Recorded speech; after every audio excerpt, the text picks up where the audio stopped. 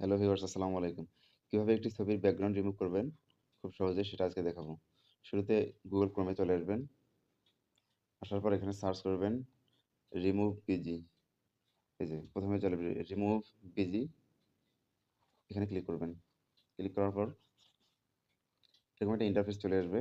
Upload image, এখানে দেখতে পাবেন আপনারা। আপলোড ইমেজে ক্লিক করবেন। ক্লিক করার পর দেখেন যে ইমেজটা আপনি ব্যাকগ্রাউন্ড রিমুভ করবেন সেই ইমেজটা এখানে নিয়ে নেবেন।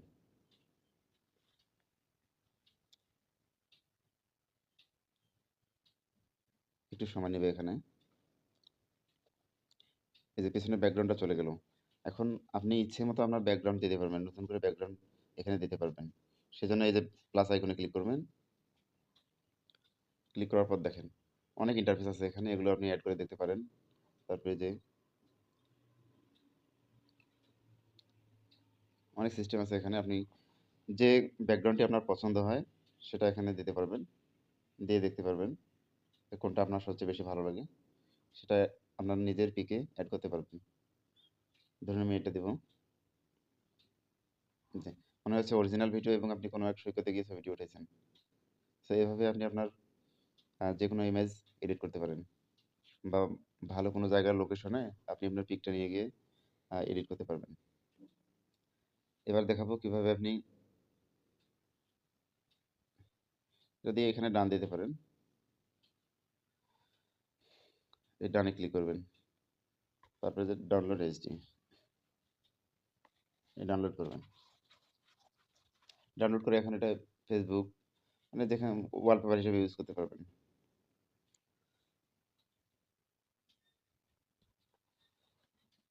চলুন দেখে নেওয়া যাক কিভাবে পাসপোর্ট সাইজের ইমেজ এডিট করবেন। সার্চ বক্সে গুগল ক্রোমে যাবেন, গুগল ক্রোমে গিয়ে সার্চ বক্সে লিখবেন removebg.com। এই যে রিমুভ বিজিতে ঢুকে যাবেন। এখানে এন্টার করার পর ধরুন আমি এই পিকটা এডিট করব। পিকটি সিলেক্ট করে নিলাম। সিলেক্ট করে নেওয়ার পর এই যে এনার পেছনের ব্যাকগ্রাউন্ডটা চলে গেল। এখন আপনি নতুন ব্যাকগ্রাউন্ড দিবেন, ব্যাকআপ ব্যাকগ্রাউন্ড। তারপর যদি পাসপোর্ট সাইজের ছবি আপনি এডিট করতে চান তাহলে এগুলো না দিয়ে ফটোস না দিয়ে যে কালারে ক্লিক করবেন। দেখুন এখানে বিভিন্ন কালার আছে। ছবির জন্য যে ব্যাকগ্রাউন্ড দরকার হয় সেটা আপনি সিলেক্ট করে নেবেন। ধরুন এটা দেব। এই যে এক নিমেষে এডিট হয়ে গেল। আর কোনো কিছুর দরকার নেই, ছবিটা এমনিতে আপনি ডাউনলোড করে বের করে নিতে পারবেন। অন্যান্য ব্যাকগ্রাউন্ড দেখবেন কোনটা দেওয়া যায়। এটা ব্রাইট হয়, এটাই ভালো। সুতরাং খুব দ্রুত আপনি পাসপোর্ট সাইজের ছবি এডিট করার জন্য, ব্যাকগ্রাউন্ড রিমুভ করার জন্য এই ওয়েবসাইটটা ইউজ করতে পারেন। ধন্যবাদ।